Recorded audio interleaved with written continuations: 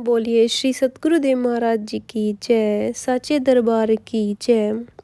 आज का दिव्य अनुभव है हरीश जी का, जो रहने वाले हैं देहरादून के।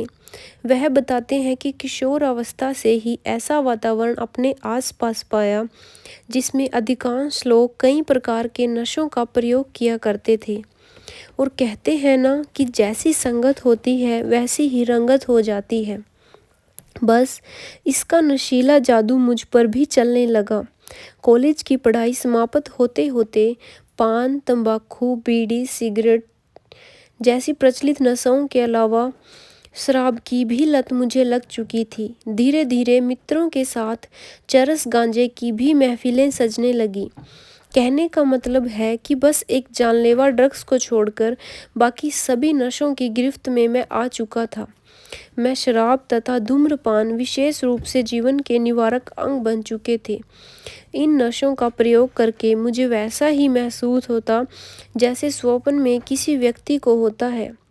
काल्पनिक यथार्थ से दूर नशे की काली दुनिया में मैं महफिल सा हो चुका था। कभी कभी मन कहता था कि यह सब गलत है, आखिर कब तक ऐसा चल पाएगा, पर मैं इस आवाज़ को हमेशा अनसुना कर देता था। फिर मेरी सर्विस मिलिट्री में इंजीनियर के पद पर लग गई। लगा कि अब माहौल बदलेगा तो शायद यह बुरी आदतें सुधर जाएगी। पर अफसोस, माहौल तो बदला लेकिन पहले से भी बदतर होने के लिए। मेरे नसीब में तो शायद नशे वाले लोगों का ही साथ लिखा था। अब तो नशे की आदत मुख से इस तरह बड़ी से भी बड़ी होती चली गई। इसी बीच विवाह भी हो गया। सुशील पत्नी मिली, शराब से अत्यंत नफरत करने वाली। मुझे पाकर शायद वह अपने नसीब को कोसती थी। उसकी लाख कोशिशों के बावजूद भी मैं ना बदला। आपने ऐसा अक्सर देखा होगा कि शहरों में, कस्बों में जगह जगह नीम हकीम डॉक्टर बड़े बड़े बोर्ड लगाकर रहते हैं, इश्तेहार छपवाकर प्रचार करते हैं कि हमारे यहाँ पर एक हफ्ते में शराब छुड़ाई जाती है। मेरी पत्नी ने यह सब इलाज कराए, मुझ पर आजमाए, पर सब के सब कोरी गप के अलावा और कुछ नहीं थे। हारकर पत्नी ने भी हालात से समझौता कर लिया। इस दौरान समय अपनी गति से बीतता रहा और मैं 2 बेटियों तथा 1 बेटे का पिता बन चुका था। अब तक मैं नशे की दलदल में इतना गहरा जा चुका था कि बच्चों का मोह भी मुझे परिवर्तित ना कर सका। फिर मेरे विभाग में यूनियन के चुनाव हुए। मैंने डिवीज़न के सर्वे यूनियन पद अध्यक्ष के लिए नामांकन भरा और मैं भारी मतों से जीत भी गया। पर यह जीत मेरे जीवन को इस कदर हरा देगी, मैंने कभी सोचा तक नहीं था। अब तो मेरा समूचा परिवार ही बदल गया। सेना के बड़े बड़े अधिकारियों के साथ मिलना जुलना होने लगा। ईश्वर कृपा से भाषण कला में प्रवीण होने के कारण तथा मिलनसार व्यक्ति होने के कारण मैं जल्द ही लोकप्रिय हो गया। कुछ प्रधान पद का गुमान, कुछ लोगों की झूठी वाहवाही, इन सब ने मुझे एक और नशा दे दिया था, अहंकार का नशा। शराब का नशा तो जोरों पर था ही, लेकिन अब अन्य कैंटीन से कम दरों पर बेहतरीन शराब मुझे प्राप्त होने लगी। क्योंकि मैं इंजीनियर के पद पे था, इसलिए मैं पीना पिलाना मेरा जुनून बन चुका था। इस कदर नशा करने से मुझे कई रोग लग चुके थे। शारीरिक शक्ति क्षीण होने लगी। मैं अपनी जिम्मेदारियों से, अपने कर्तव्यों से भागने लगा। इस तरह अपनी पत्नी तथा बच्चों पर एक प्रकार से अत्याचार ही कर रहा था। फिर एक दिन जब मैं अपने यूनियन कार्यालय में बैठा कुछ लिखित कार्य निपटा रहा था, तब मेरे सहकर्मी मेरे पास आए और कहने लगे, आप अपने व्यस्त समय में से केवल 1 सप्ताह मुझे दे दीजिए, देखना आप कितना अच्छा महसूस करेंगे। उन्होंने मुझे काफ़ी देर सत्संग सुनाया। मैंने उनसे ज्ञान के तथा गुरु के बारे में जानना चाहा, तो उन्होंने फ़ौरन अपनी कमीज के अंदर से एक लॉकेट निकालकर मेरे सामने कर दिया। बोले, यह है हमारे सतगुरु श्री आशुतोष महाराज जी। इन्होंने ही हमें परमात्मा दिखाया है, ब्रह्म ज्ञान प्रदान किया है और इन्हीं के सत्संग में मैं जाया करता हूँ।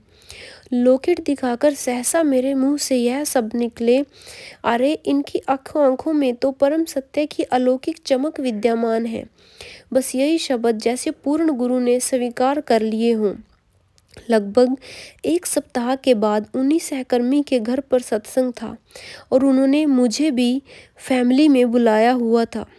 लेकिन अपनी ज़मीन यात्रा के एक थके बेहाल मुसाफिर की तरह मैं हो चुका था।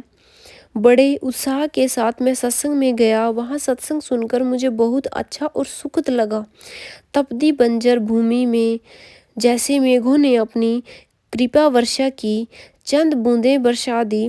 करीब एक माह के बाद दिल्ली से गुरु महाराज जी के प्रचारक स्वामी देहरादून पधारे और मेरे भाग्य ने करवट बदली।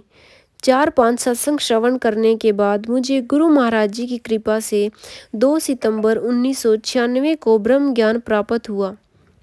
अब मैं गुरु आज्ञा अनुसार साधना सुमिरन करने लगा।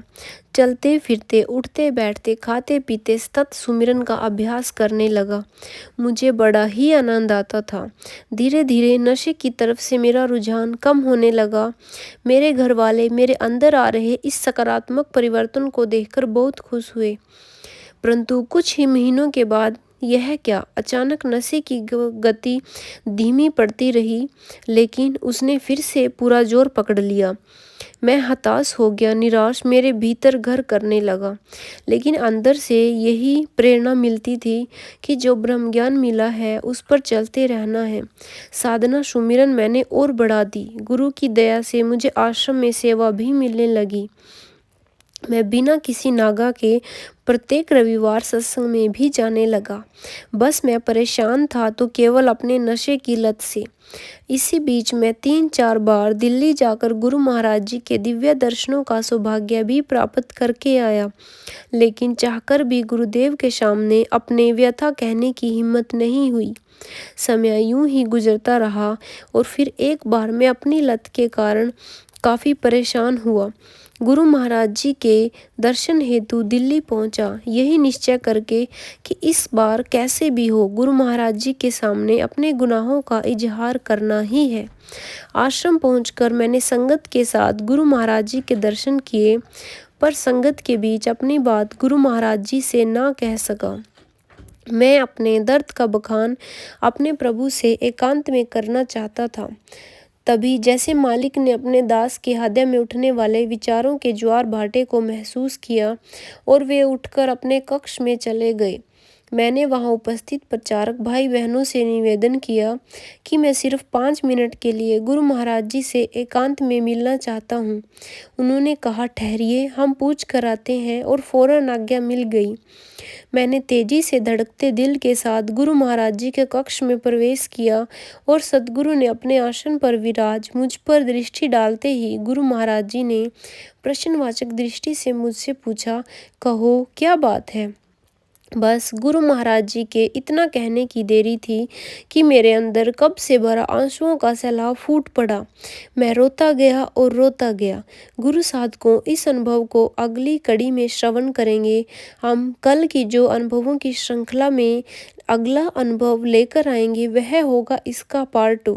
तब तक आप ऐसे ही साधना सुमिरन से जुड़े रहिए और गुरु महाराज जी की कृपा को प्राप्त करते रहिए। बोलिए श्री सतगुरुदेव महाराज जी की जय। साचे दरबार की जय।